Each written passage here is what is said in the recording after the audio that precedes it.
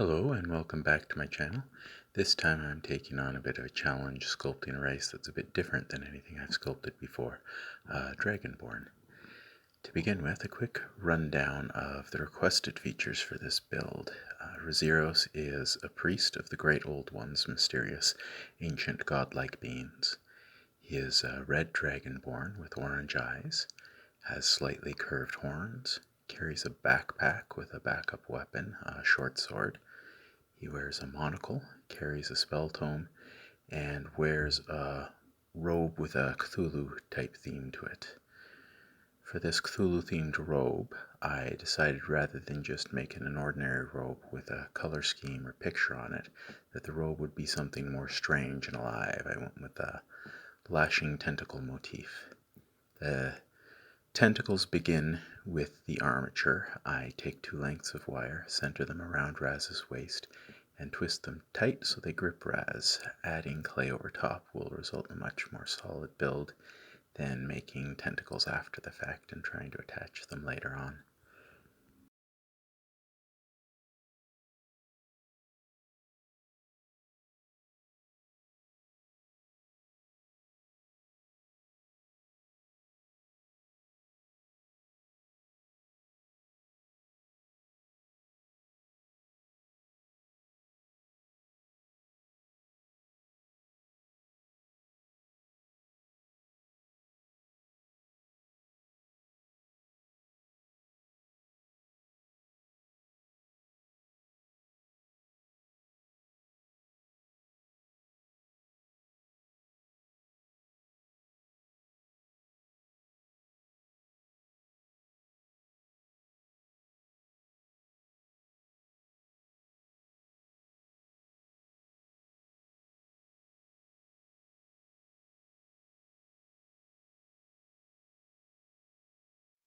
After setting up the armature, I had a bit of a revelation about how I could have done the horns a lot better, with the head and maw being a bit of wire doubled back and ending at the spine. That end would have been the perfect beginning for the horns. So what I initially did was clip the wire where it doubled back, stopping at the neck. But had I not done that, and instead untwisted a further length, those 2 forks would have been perfect to use branching on either side of the head for horns like that. I still managed to make the horns work, but I think that would have been a better way to do it.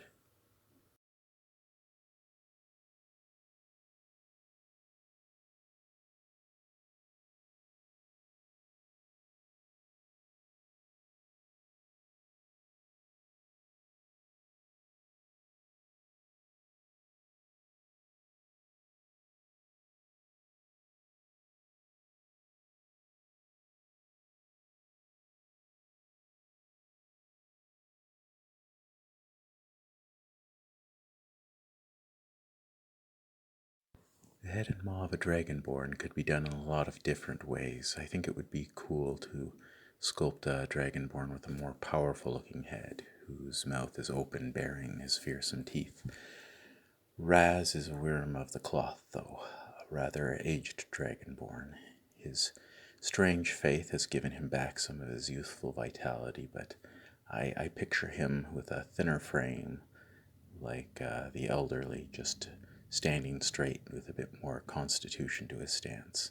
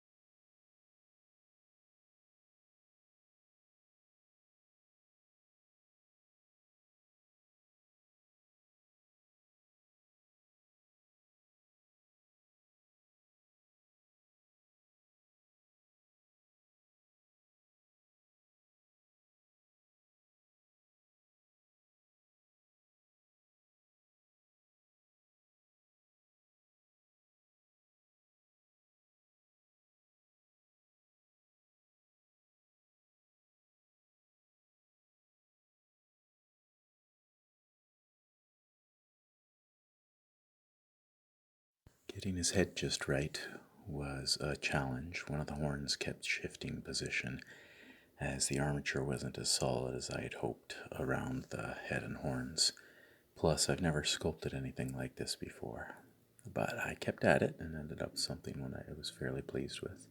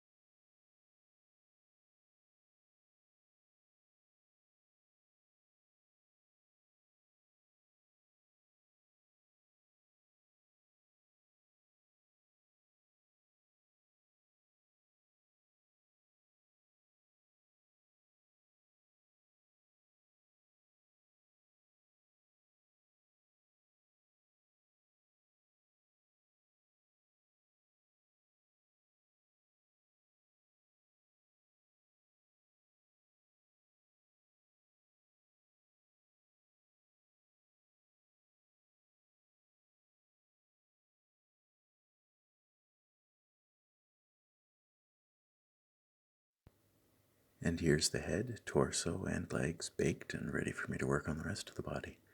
Thanks again for watching. Stay tuned as I finish Fraziros, the Cthulian cleric.